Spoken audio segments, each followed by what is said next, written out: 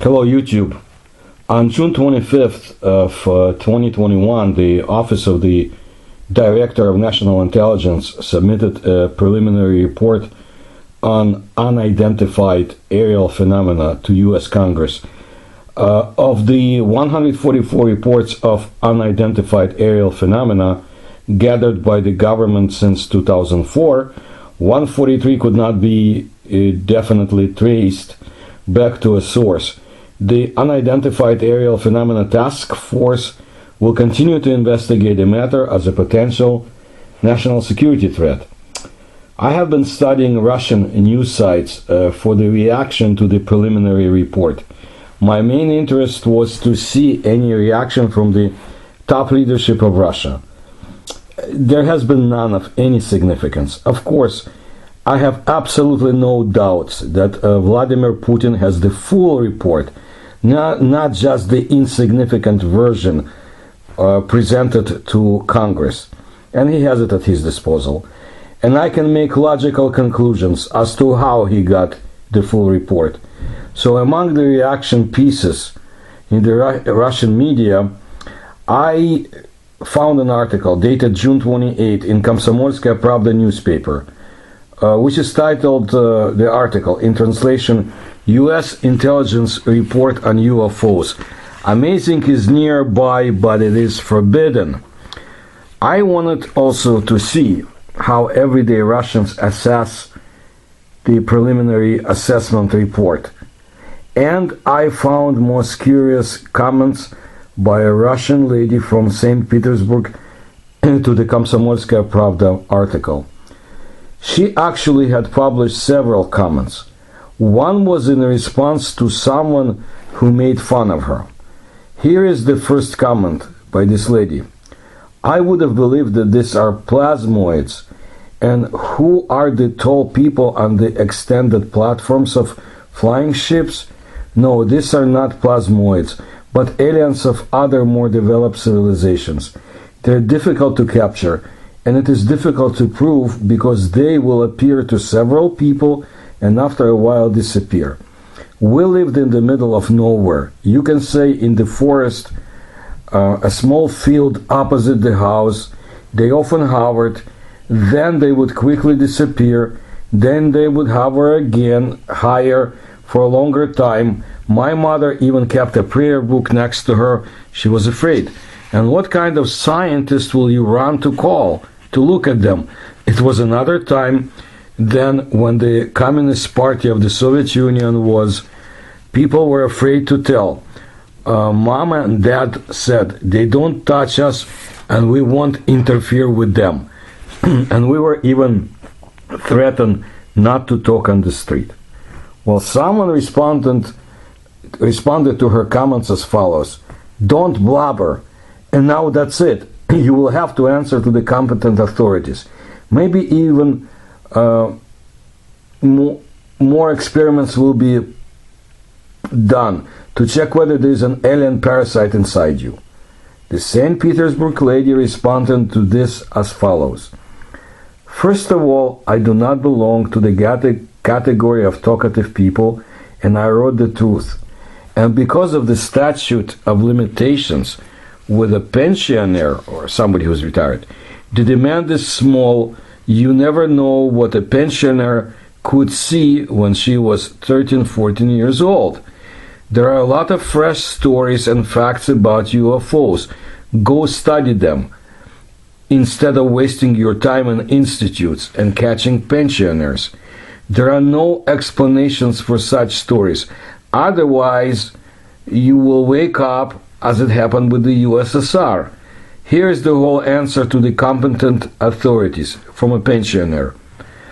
What she meant was that the competent authorities were caught asleep with the disintegration of the Soviet Union. And if they do not study aliens, the same can happen now. Disintegration of the country and more. Competent authorities, that's what she means by the government and security services. And then she added something else. Several times they were seen by us with our parents, and other villagers saw them. And then I was still at school, and we watched. The aircraft at first hovered, then the beam went down, then the platform moved out. Tall people stood on it with long arms. They looked from far away, but the images of people's body parts were clearly visible. Watched, observed, these people would appear on the platform and would disappear. Suddenly, for no reason at all, my mother tells us, "Stop watching these sorcerers and devils." She pulled out a prayer book and began to read. But they would not even flinch. We didn't leave for a long time. We watched. They disappeared in a second, as if dissolved. My mother used to say that sorcerers demonstrated all this. It's even funny to remember now. They are here. Certainly they are here. It's just that there is no explanation of who they are. And my parents saw them many times. My mother was even afraid of sky devils. That's when I wanted to let you know, my audience. I have collected many reports and accounts for my books co-authored with Philip Mantle, from such witnesses from the former Soviet Union, from military as well, from former police, from scientists, from astronomers, you name it. It was well before they knew what tabloids are. These people, they observed strange craft in the sky, strange beings that flew inside the craft, that were inside the craft. They saw landings and much more. And these witnesses were eager to share their experience with others. After years of communist censorship and imposed secrecy, after Gorbachev's policies of openness changed the situation in my motherland. And you know what? I respect them much more than I do those competent authorities. And those powers that control the flow of information globally, and their subservient media that hide the extent of the information about extraterrestrial visitations from us, or they hide the presence of another highly developed civilization on our planet. And if the bureaucrats know better than us how to deal with the fact of the presence of another advanced civilization here on Earth, we do not see it. That nameless elderly woman from St. Petersburg said it right. They slept through the disintegration of the USSR, and it was not only the Soviets who were asleep and are asleep. So kudos to her. Let me give you an example of how difficult it was for ordinary people to study UFOs in the USSR. Let me show you how people persevered. Vitaly Nikolaevich Vorobyov is a scientist, well-known scientist, who had helped launch the Beloyarsk nuclear power station and design and construction of the Bilibin nuclear power station. He also participated in the Soviet Buran space shuttle program. Prior to 1991, Vorobyov had spent 15 years conducting UFO research, including the study of UFO landing sites, according to him. In an interview published in a provincial newspaper, Chas Peak, that was back in 1991, issue 31, Vorobyov revealed interesting aspects of Soviet UFO research. He learned about UFOs in 1976. He also found out that one such object had landed near a local village, Durnovka, a large Kazakh village in Novoanensky area of the Volgograd region. Vorobyov met with Felix Ziegel and his semi-underground UFO research group. It consisted of 5 to 6 people at that time. Vorobyov met with Ziegel and they decided to organize an expedition to the area of the alleged UFO landing site. Initially, only Vorobyov and Lev Chilkov, a well-known person in the Soviet UFO research circles, they went to the site. Vladimir Serebrennikov later joined them. Vorobyov recalls that he became interested in UFO research because he was fascinated by the idea that Earth could be visited by extraterrestrial intelligent beings.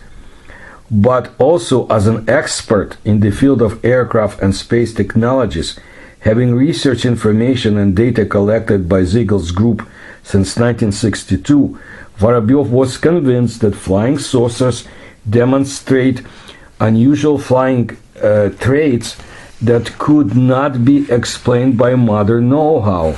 Any vehicle would disintegrate into fragments immediately, were to repeat the movements that UFOs have performed. It is as if the UFOs were not made of matter. So Vorobyov dedicated his life to the study of the mysterious objects, because he wanted to comprehend their power engineering and to adapt it to aircraft and space exploration vehicles of our own planet. He and his colleagues arrived in Durnovka too late, some 2 years after the alleged landing. All but one witnesses have left the village, because they graduated from the school by then. The remaining witness was fearful of something and refused to accompany Vorobyov to the landing site, but they did find the site in an area behind the village cemetery. It was a circle of burnt grass, about 18 meters in diameter. 2 years after the alleged landing, nothing had grown inside this circle. The surrounding area, by the way, was full of lush grass. At the time, neither Vorobyov nor his colleagues possessed any tools for research, but they just wanted to see the site. Years went by and his experiences grew. He recalls the angel hair samples from New Zealand somehow brought to the Soviet Union.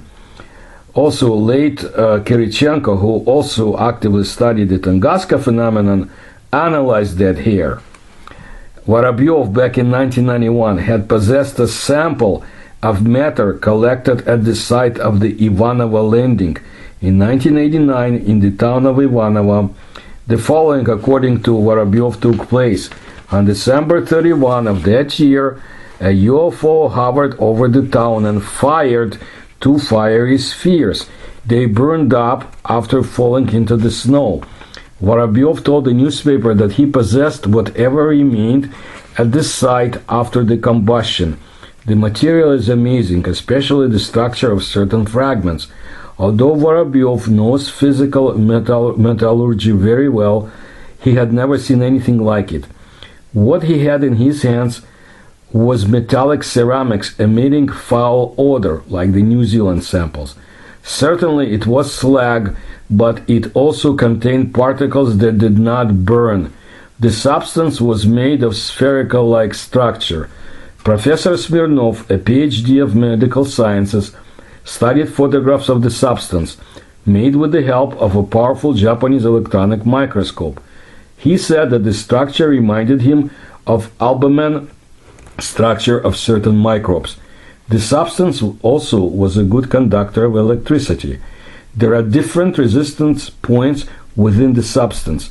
When enlarged, it shows that the structure is metallic. But for truly detailed research, Vorobyov needed very precise microelectrodes, because the diameter of a sphere was less than 60 microns. Also, we do not know what happened to Vorobyov's research after 1991, but he was still somewhat active in 2019. But so much has changed since then. I'll tell you more about this scientist and steadfast, dedicated Russian UFO researchers in my later videos. His story and others deserves to be told. Preliminary reports come and go, and concealment, secrecy, lack of access, such bureaucratic games come and go, and of course their flunkies, the so-called debunkers, are all around.